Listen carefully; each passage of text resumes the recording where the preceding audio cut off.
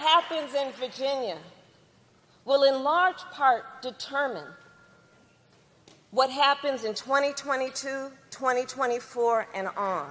Following the Republican Party's stunning victory in Virginia, the losers and their cheerleaders in the press have already settled on an explanation.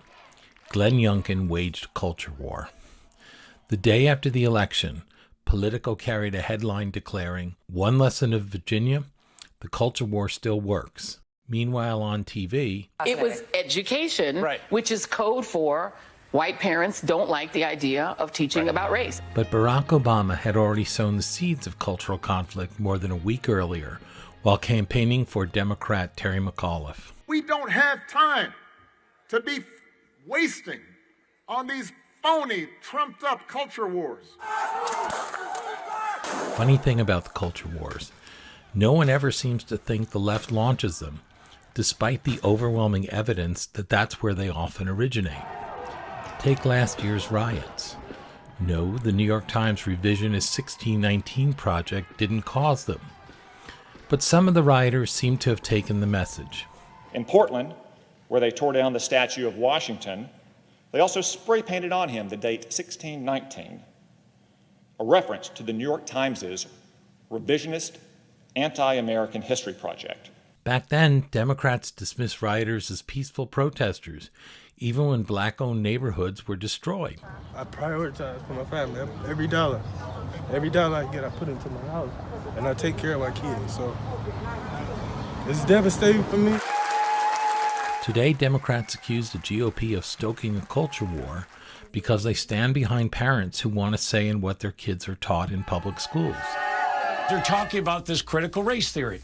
And as I said before, and I'll say it again, it's never been taught in Virginia. And I really hate it because it's a racist dog whistle. It's part of an effort to make certain topics, like CRT, off limits to political debate. It's backwards to fight discrimination with different types of discrimination. And it's wrong to try to use our painful past to dishonestly shut down debates in the present.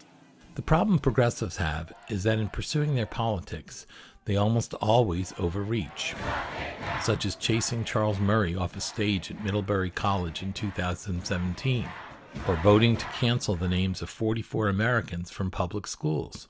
This in no way cancels or erases history, but it does shift from, again, upholding them and honoring them. How much easier it is to smear the opposition as haters, bigots, and racists, rather than engage on the political substance of the issues.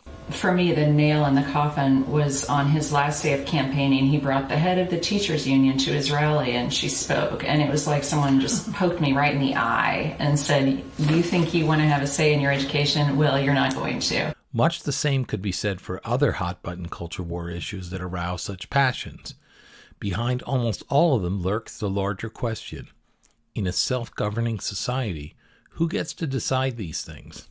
I mean, this defund the police lunacy, to take Abraham Lincoln's name off of schools. I mean, that people see that, and it's just really have a suppressive effect all across the country. The Democrats, some of these people need to go to a woke detox center or something.